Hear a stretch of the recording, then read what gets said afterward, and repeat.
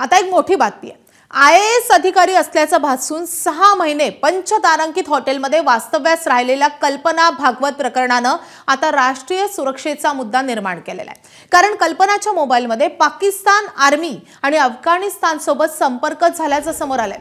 तसंच अनेक चॅट हटवल्यानं या प्रकरणाचं गांभीर्य आणखी वाढलंय। मोठी आर्थिक देवाणघेवाणही झाल्याचं तपासातून समोर आलंय। त्यामुळे तपास यंत्रणांना गुप्तहेर असल्याचा संशय निर्माण झालाय।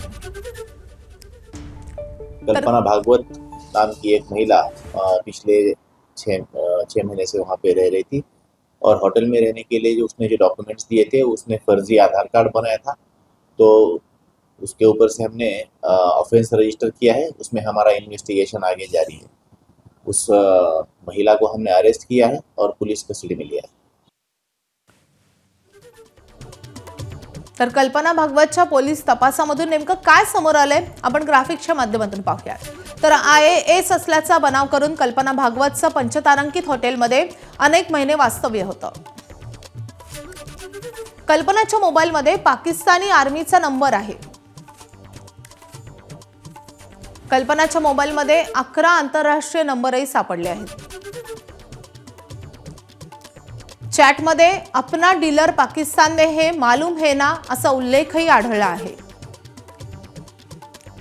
अफगाणी प्रियकर अशरफ व त्याचा पाकिस्तानी भाऊ गालिब यमा यांच्याशी देखील ती संपर्कात होती। घरात 19 कोटींचा चेकही सापडलाय। कल्पनाच्या खात्यामध्ये 32 लाख असल्याचंही समोर आलंय। नागपूर विद्यापीठाच्या लेटर हेडवर बेस्ट IAS अधिकारी असं प्रमाणपत्रही आढळून आलेलं आहे।